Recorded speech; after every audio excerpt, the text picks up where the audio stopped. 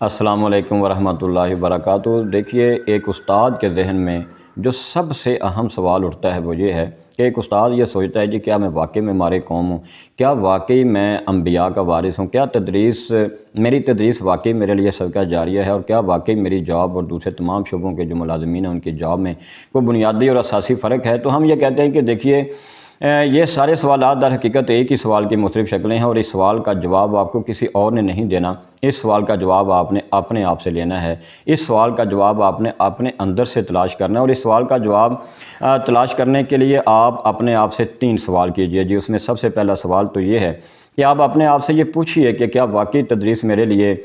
قابل فخر جاب ہے، اور کیا میں اپنے اس کام پر، اپنی اس جاب پر اور اپنی اس مصروفیت پر واقعی میں فخر محسوس کرتا ہوں؟ دیکھیے، جب ہم کسی اپنے دوستوں کے کسی محفل میں ہوتے ہیں، اپنے رشتہ داروں کے کسی پارٹی میں شریک ہوتے ہیں، اور وہاں پر دوسرے پروفیشنلز کا تعارف کروایا جا رہا ہوتا ہے، یہ ڈاکٹر صاحب ہیں، یہ انجینئر صاحب ہیں، یہ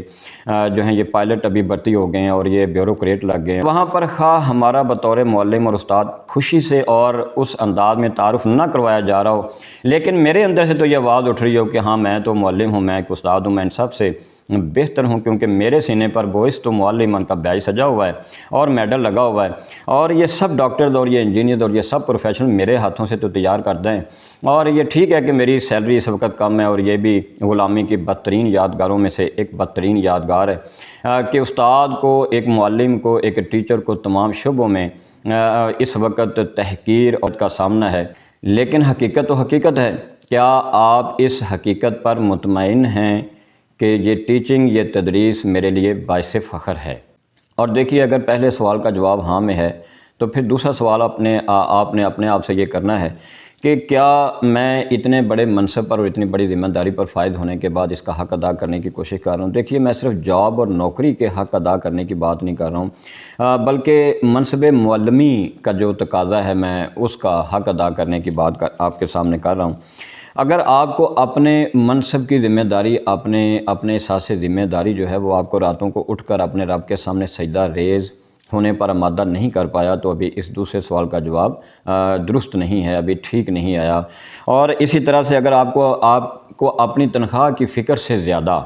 اور اپنے بچوں کی تعلیم و تربیت سے زیادہ اگر اپنے شاگردوں اور نسل نو کی جو تعلیم و تربیت ہے اس کی فکر زیادہ نہیں ہے، اور نسل نو کی تعلیم و تربیت کے بارے میں پریشان رہنا اور ان کے لیے ہر وقت اپنے آپ کو کوشاں رکھنا، اگر یہ فکر اور یہ کوشش آپ کو اپنے ذاتی معاملات پر، اگر یہ کوشش غالب نہیں آئی اور اپنی ذاتی معاملات کی فکر پر ابھی یہ غالب نہیں آئی، تو ابھی دوسرے سوال کا جو جواب ہے یہ ابھی تشنا ہے۔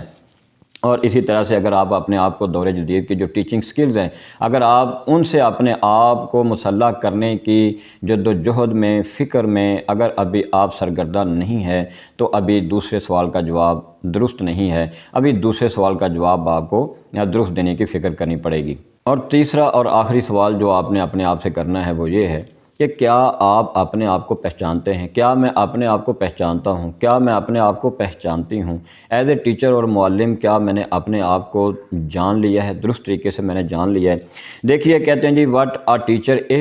از more important than what he or she teach, یعنی ایک ٹیچر جو وہ بذات خود ہے، جو اس کی اپنی ذات اور شخصیت ہے، وہ زیادہ اہم ہے، اور جو کچھ وہ کر رہے ہیں، جو وہ تدریس کر رہے ہیں، وہ اس کے بعد کا سوال ہے اور وہ اس کے بعد کی بات ہے۔ تو جیسے کہتے ہیں جی، اپنے من میں ڈوب کر پا جا سراغ زندگی۔ جس استاد محترم کو ابھی تک اپنی ذات کا تعارف نہیں ہوا جی، اپنی شخصیت سے انہوں نے کبھی تفصیلی ملاقات نہیں کی، اور اسی طرح سے ان کو اپنی اچھائیوں اور اپنی کوتاہیوں کا ابھی صحیح طریقے سے علم نہیں ہو سکا، اور جنہیں اپنی اصلاح کا موقع نہیں مل سکا، ان کو نسل نو کی اصلاح کا اور اصلاح جیسے فریضے پر انہیں کیسے مامور کیا جا سکتا ہے، اور وہ دوسروں کی اصلاح اور تربیت پر کیسے وہ فائز ہو سکتے ہیں، اور جنہوں نے اپنے اندر جو ہے وہ ڈوبنے کی کبھی کوشش نہیں کی، ان سے ہم یہ کیسے توقع کر سکتے ہیں کہ وہ نسل نو کے قلب و ذہن میں ڈوب کر اور اسی طرح سے ان کے اندر ان کی صلاحیتوں کو وہ ابھاریں گے اور ان کو وہ موٹیویٹ کر سکیں گے اور ان سے وہ کوئی بڑا کام لے سکیں گے۔ اسی طرح سے دیکھیے، ہم یہ کہتے ہیں کہ اپنے آپ کو بھی آپ پڑھائیے، دوسروں کو پڑھانے سے پہلے یہ ضروری ہے کہ آپ اپنے آپ کو پڑھائیے، اپنا تعارف آپ حاصل کیجئے، اپنی تعلیم کی آپ فکر کیجئے، اور اپنی ناخواندگی اور کم علمی پر بھی کبھی ماتم کرنا سیکھیے، اور اپنی صلاحیتوں پر اور اللہ تعالیٰ نے جو آپ کو جن صلاحیتوں سے مالا مال کر رکھا ہے کبھی ان پر اپنے آپ کو ایوارڈ اور ریوارڈ دینے کی بھی آپ کوشش کیجئے۔ تو اگر آپ ان 3 سوالوں کا جواب اپنے آپ سے صحیح آپ دریافت کرنے میں، اپنے آپ سے صحیح طریقے سے آپ پوچھنے میں کامیاب ہو جاتے ہیں تو آپ کو اس سوال کا جواب بھی مل جائے گا کہ کیا آپ واقعی انبیاء کے وارث ہیں۔ آپ کی تدریس واقعی آپ کے لیے اور آپ کے بڑوں کے لیے، آپ کے اہل خانہ کے لیے، ملک و ملت کے لیے صدقہ جاریہ ہے، اور اسی طرح سے آپ واقعی معمار قوم ہیں۔ السلام علیکم ورحمۃ اللہ وبرکاتہ۔